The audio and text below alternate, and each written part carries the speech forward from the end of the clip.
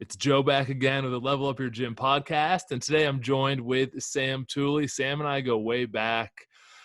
Well, it feels like way back, but it's really only been about a year since Sam came up here to our community joint venture workshop that we ran. I had known Sam a little bit beforehand, but really got to know him at that workshop in the last year. During a pandemic, he's set up opening new gyms and he's regained his membership and he's done a lot of amazing things. So I thought Sam would be perfect to come on and share a few of his tips. So Sam, first, can you tell us a little bit about yourself and Alpha Fit Club? Yeah, sure. Well, first, thank you for having me. Awesome to be on. And I'm based out of Westfield, New Jersey, which is where I grew up. It's about 15 minutes from Newark Airport, about 35 minutes outside of New York City. I'm pretty geographically challenged, so I usually just throw out those two landmarkers and people nod. So that's where I'm at. Grew up here, was a cross country and track and field athlete growing up, and came back home after college and opened up originally what was a 500 square foot, personal training facility. Dealt with the ups and downs of first year of business and trying to figure out really what was what and where I was going to find my groove. And eventually I recognized I was only going to make money when I was in the room, and I was down to work all hours of the day, but I just saw there kind of being a cap there.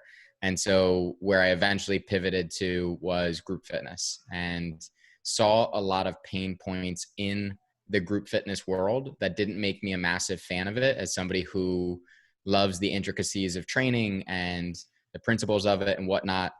Many of my clients were coming to me having gotten hurt in group fitness, and that's why they needed a personal trainer. And so I was like, okay, there's something broken here outside of my clients, but there's something broken in the system and the framework of group fitness. And so we created Alpha Fit Club by really removing those pain points and saying, okay, what's the issues? And typically it was overcrowded class sizes, underqualified trainers, and programming that just didn't really add up.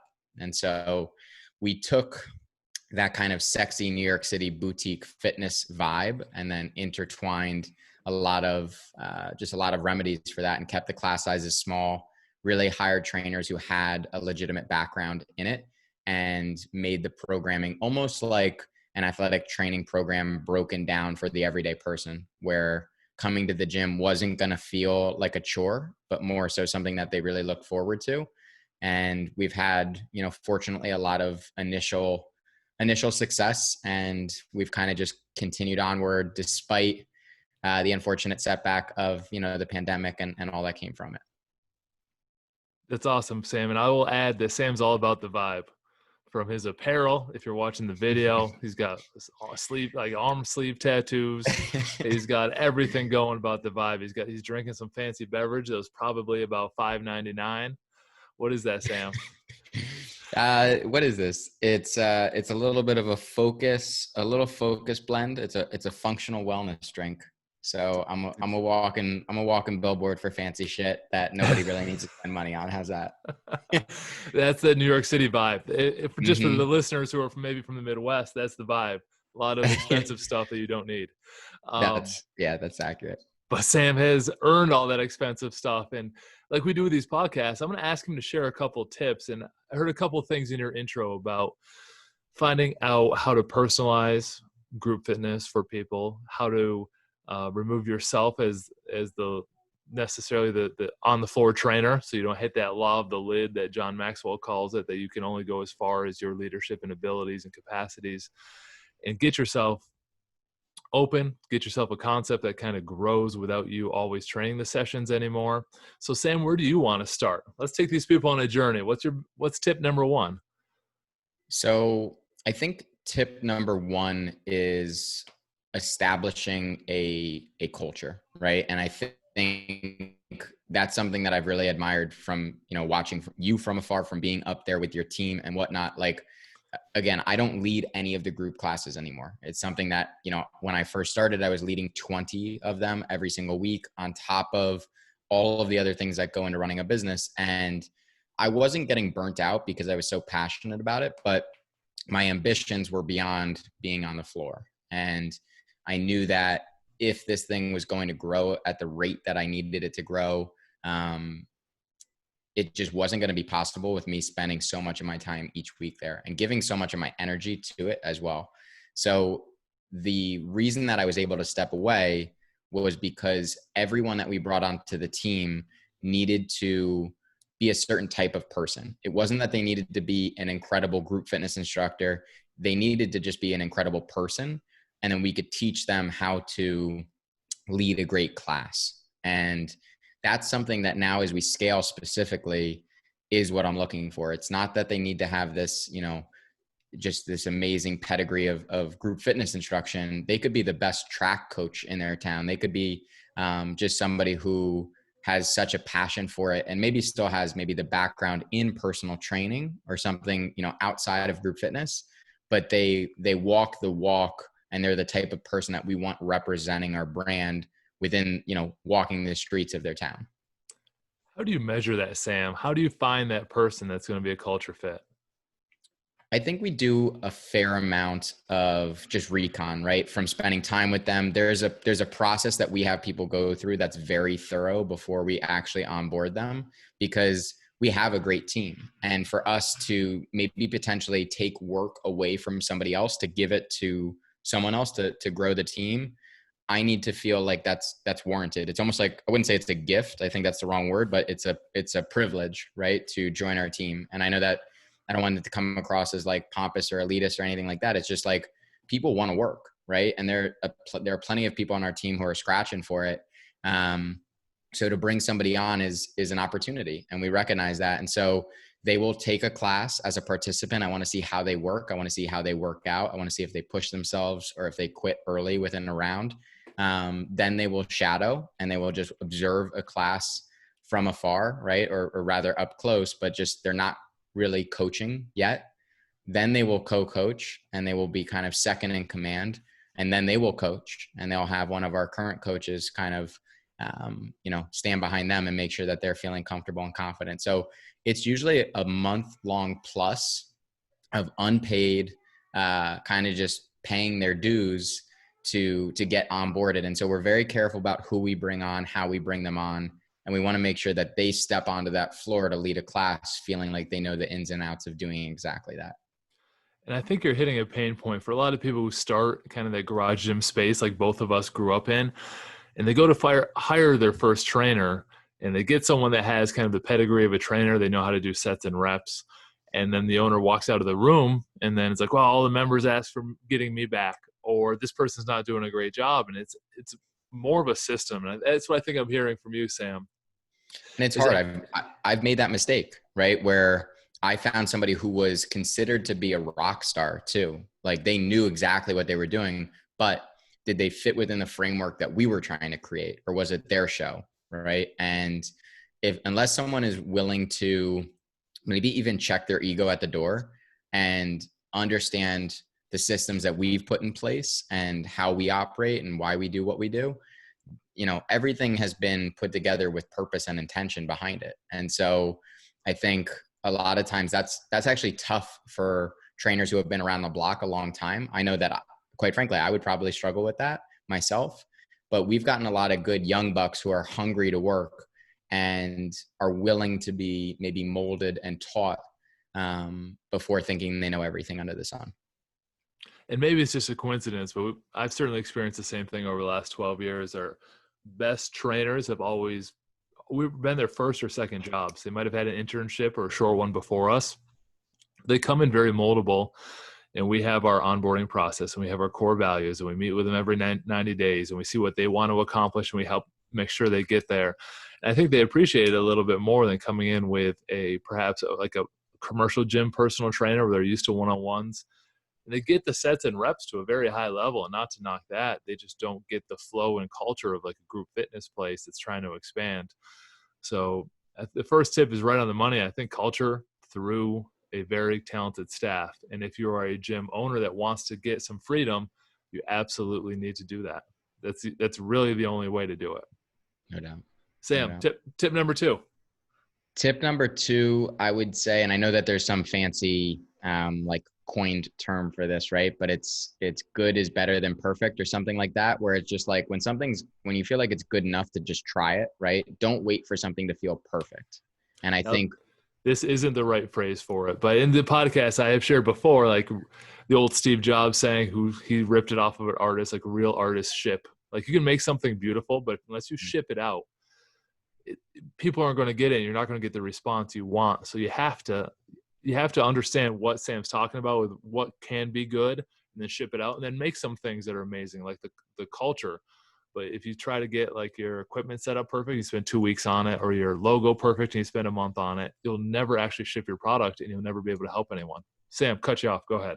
no, I mean, that's spot on. And I think for me, we have a big team, right? From an ownership perspective, I'm one of many cooks in the kitchen, and I am the majority owner.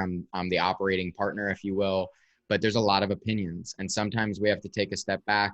And I, quite frankly, and they will admit this, that I have to remind the team that we just need to press play and go sometimes and figure it out, because I trust us. I trust myself. I trust our team of trainers and our operations managers to take a step back every single day and say, what can we do better tomorrow to perfect the system? Because we're not going to know until we try.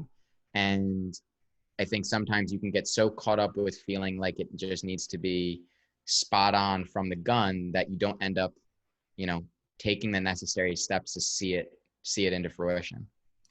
Yeah, there's a lot to unpack there. And I've had a lot of products I haven't shipped on.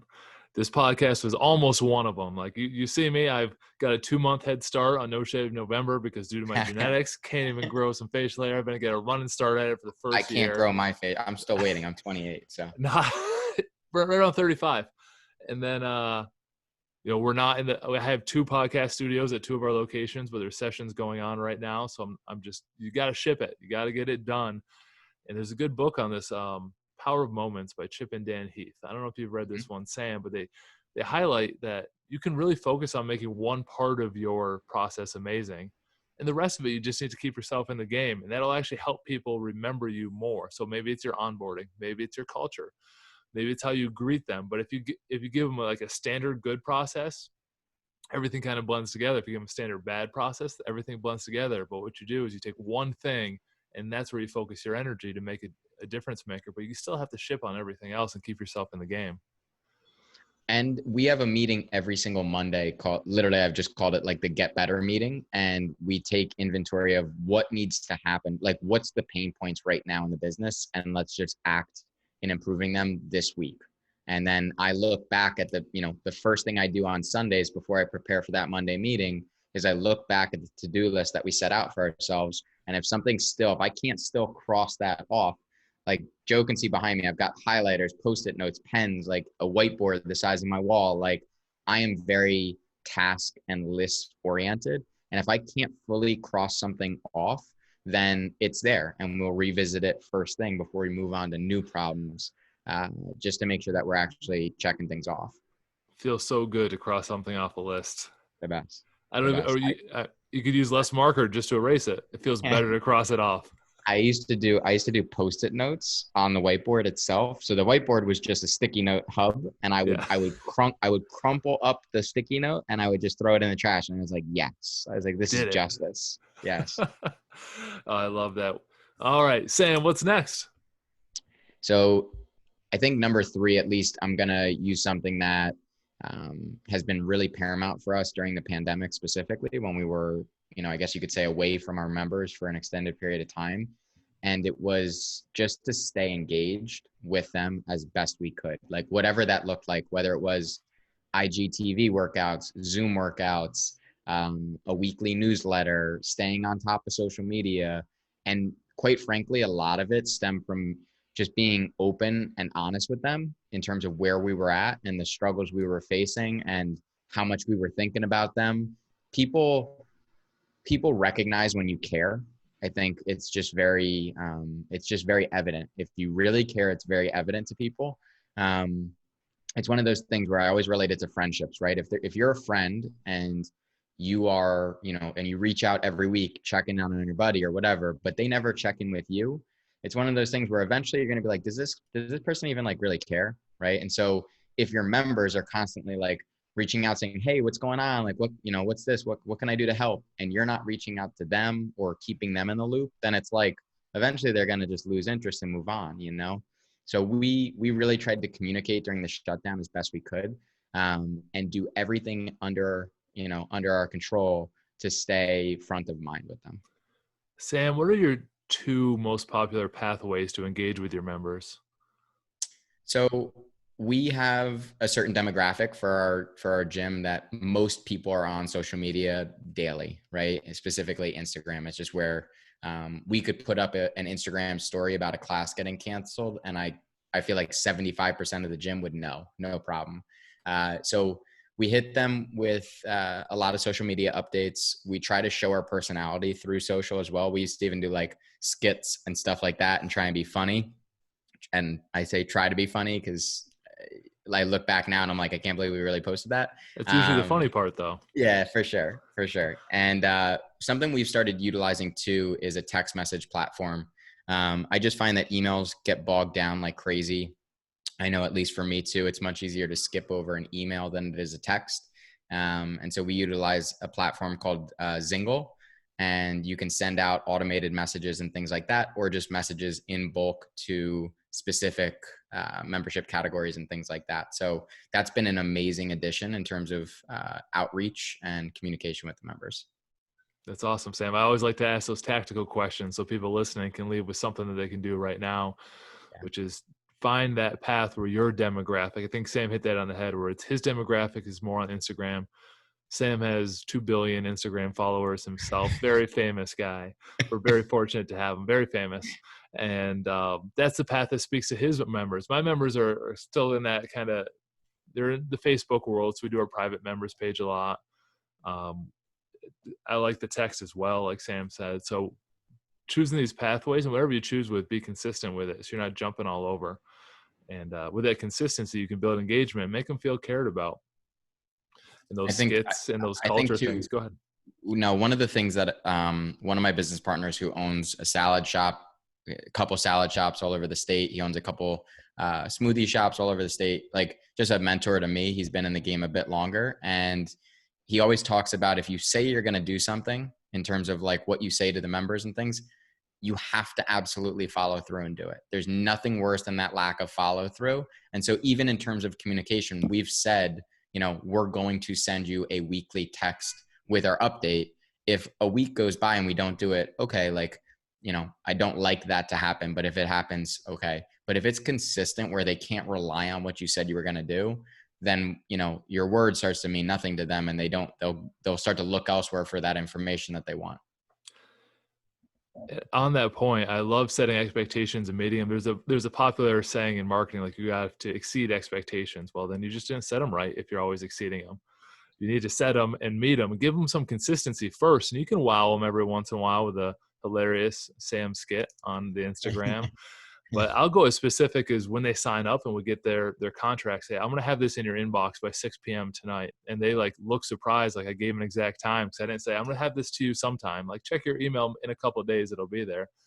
And I make sure I meet that very first expectation. And that's so important, to set them and meet them. For sure. No, and I'll take that one with me too. I like that little nugget because I think a lot of businesses, and it's not really to downplay anybody, but a lot are lackadaisical when it comes to that follow through. And I always find it when you can like wow somebody with just doing what you say you're going to do, right? It's almost like, and it's funny too, and this is something that I'm having to learn, and I'd be curious if it's something that you struggled with. But for me, now I'm leading a bigger team, right? And I'm leading a team that needs to be led way differently than I would need to be led. So I'm somebody who can put their head down, do the work. I don't need a pat on the back. I don't need a congratulations. All I need is to know that I did it and I'm good, right? Other people, and this is not a knock against my team, but it's just people in general, seem to need a, hey, great job, man, when they just did what was expected, right? And I struggle with that as a leader, because I'm like, well, why am I saying good job, man? You just did what you were supposed to do. Like, good job. Yeah, good job.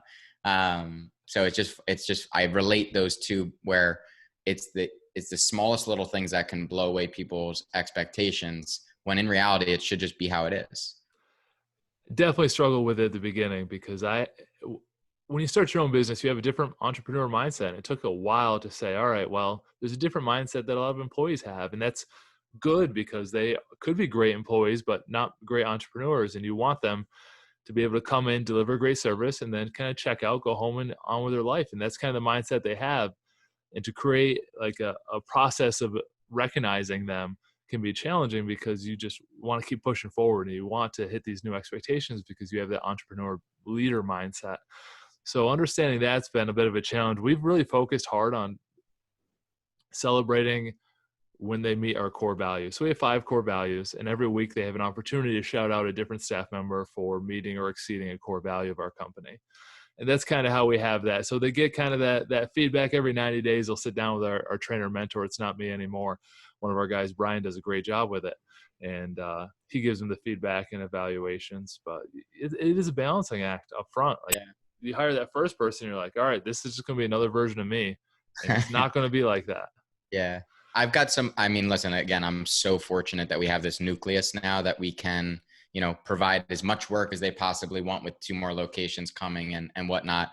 And those are the type of guys like Brian for you that I'll rely on to start to kind of, really create the mold of what we're looking for and how we walk that walk. But it's a challenge, man, no doubt. I think the hardest part for me as we grow is managing so many personalities that are different than mine. So we're going to wrap it up now. We have 3 things we could you talk gave for 4 us. hours on this. I know we could. You and I will probably talk again shortly off of this. So Yeah. I'd love to stay more in touch than every few months. But you've gave some great tips today. Building culture through having a great staff. Having that mindset of you got to jump. You got to have that ready, fire, aim mindset where you just sometimes you have to ship your product and get it in. We call it minimal viable product. You have to get something that's acceptable to test it, and then you go after it once the test proves it. And the third one's keeping engaged, and you gave some good tactics on that. So I'm going to finish with an unprepared question for you. So those I said, hey, our podcast, I like to give 3 things. You came ready. Here's my question for Sam. You've been a big culture and big kind of that New York City boutique vibe, like you said. When you first started, you came out swinging at the big guys. You're trying to take on Orange Theory. You came in with a chip on your shoulder, and you are exceeding expectations in such a short period of time. What made you so confident to be able to launch your product when you just came out of a garage gym? You started Alpha Fit Club. Now all of a sudden you have 2. Now you're just seeing the progress. What kind of gives you that confidence, Sam? It's a great question, and it is unprepared, but it really is just a belief in myself to figure it out as I go. So I think I've come to understand that I'm never going to have it. I'm never going to know for certain that something's going to work, but I have a very strong ability to not beat myself up over a mistake or, if something doesn't work, okay, now what? Okay, now what? Right. And because it's so new to me, it really is like group fitness, this fitness in general, right? Being a business owner is so new to me. I just am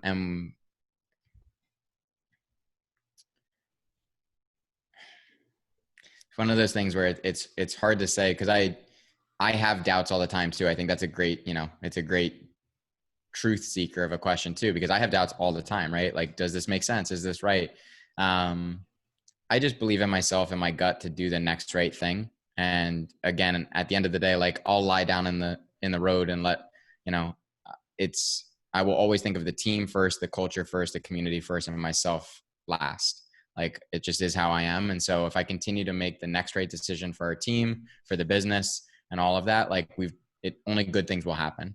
And so I definitely think you are spot on in terms of coming out the gate hot. And I've learned a lot of like hard truths along the way of how difficult that's going to be. But that said, I've continued to bet on myself and our team, and we've continued to grow. And so I'm going to keep pushing that boundary to make that happen.